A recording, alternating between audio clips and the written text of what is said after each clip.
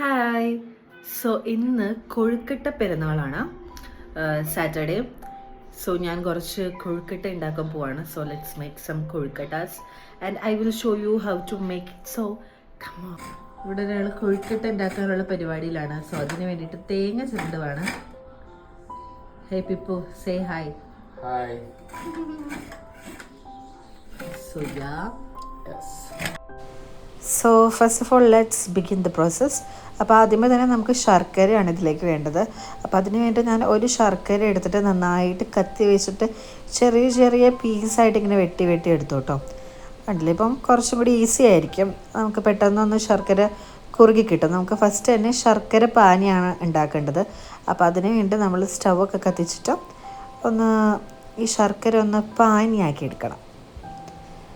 അപ്പോൾ ഈ കൊഴുക്കട്ട ഉണ്ടാക്കാൻ വേണ്ടിയിട്ട് ചേട്ടായിയും എന്നെ ഹെൽപ്പ് ചെയ്തുകൊണ്ടിരിക്കുകയാണ് കേട്ടോ. നമ്മൾ രണ്ടുപേരും കൂടി ഉണ്ടാക്കുമ്പോൾ നമുക്ക് പെട്ടെന്ന് പണിയും തീരും. അപ്പോൾ ഒരു 1/4 ഗ്ലാസ് വെള്ളമാണ് ഞാനിതിലേക്ക് ഒഴിച്ചിരിക്കുന്നത്. 1/4 ഗ്ലാസ്സോ 1/2 ഗ്ലാസ്സോ നമുക്ക് ശർക്കര അളവ് എങ്ങനെയാണോ അതനുസരിച്ചിട്ട് വെള്ളം ചേർക്കാം. ഞാനിവിടെ 1/4 ഗ്ലാസ് ആണ് എടുത്തിരിക്കുന്നത്.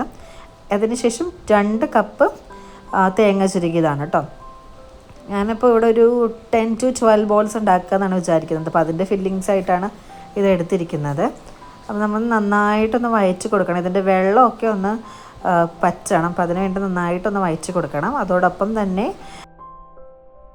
ഒരു 4 സ്മോൾ പീസ് ഏലയ്ക്കും എടുത്തിട്ടുണ്ട്. നന്നായിട്ട് പൊടിച്ചിട്ട് നമുക്കിതിലേക്ക് ചേർക്കണം. അപ്പോൾ ടേസ്റ്റ് നന്നായിട്ട് കൂടാൻ വേണ്ടിയിട്ടാണ് ഇത് ചേർക്കുന്നത്. പിന്നെ നമ്മൾക്ക് പൊടി കൊടുക്കാൻ വേണ്ടിയിട്ടാണ് തിളപ്പിച്ച വെള്ളത്തിലേക്ക് കുറച്ച് ഉപ്പ് ഇടുന്നുണ്ട്. അതിനുശേഷം ഞാനൊരു 2 കപ്പോളം അരിപ്പൊടിയാണ് എടുത്തിരിക്കുന്നത്. ഇത് അപ്പം ഇടിയപ്പത്തിനൊക്കെ ഉണ്ടാക്കുന്ന അരിപ്പൊടിയാണ്.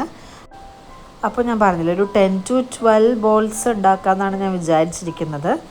അപ്പോൾ അതിലേക്ക് നന്നായിട്ട് തിളച്ച വെള്ളം ആഡ് ചെയ്ത് കൊടുത്തിട്ട് ഒന്ന് ഇളക്കി കൊടുക്കുവാണ്. അപ്പോൾ നമ്മൾ 2 കപ്പ് പൊടിക്ക് 2 കപ്പ് വെള്ളം ആ രീതിയിലാണ് എടുക്കുന്നത്. പിന്നെ കുറച്ച് ഗീ ചേർക്കുന്നുണ്ട് കേട്ടോ. ഗീ കൂടി ചേർത്ത് കഴിയുമ്പോൾ നമുക്ക് ടേസ്റ്റ് കുറച്ചുകൂടി ഒന്ന് എൻഹാൻസ് ചെയ്യും.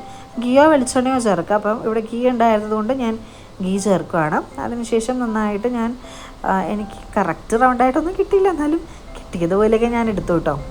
അപ്പോൾ ഒന്ന് ബോൾസാക്കി, അതായത് ഫില്ലിങ്സ് നമ്മൾ വെച്ചിട്ട് ബോൾസാക്കി. പിന്നെ 2 പത്തിരിയുടെ ഷേപ്പിലാണ് ഉണ്ടാക്കിയത്. ചേട്ടായിക്ക് പത്തിരിയുടെ ഷേപ്പ് ഭയങ്കര ഇഷ്ടമാണ്. അപ്പോൾ പത്തിരി പോലെ ഉണ്ടാക്കാൻ പറഞ്ഞു. അങ്ങനെ 2 അങ്ങനെ ഉണ്ടാക്കി. സോ ഫൈനലി അവർ കൊഴുക്കട്ട ഐസ് റെഡി. ഫസ്റ്റ് തന്നെ നമ്മൾ നോവ ബേബിക്കാണ് കൊടുക്കുന്നത്. അവൻ ടേസ്റ്റ് ചെയ്യട്ടെ എന്ന് വിചാരിച്ചു. അപ്പോൾ ഇതൊരു നേർച്ചയാണ് കേട്ടോ. അപ്പോൾ നമ്മൾ പ്രാർത്ഥിച്ചിട്ടൊക്കെയാണ് ഇത് കഴിക്കുന്നത്. അപ്പോൾ അവൻ അങ്ങനെ ഒരു ബോൾ കൊടുത്തു. പിന്നെ ഞാൻ കഴിച്ചു. ഞാൻ ഉണ്ടാക്കിയതുകൊണ്ട് പറയല്ല, നല്ല ടേസ്റ്റ് ഉണ്ടായിരുന്നു. പിന്നെ ചേട്ടായിക്ക് കൊടുത്തു. പിന്നെ നോവ ബേബി ഒരു ബോൾ മേടിച്ചിട്ട് പോയിട്ട്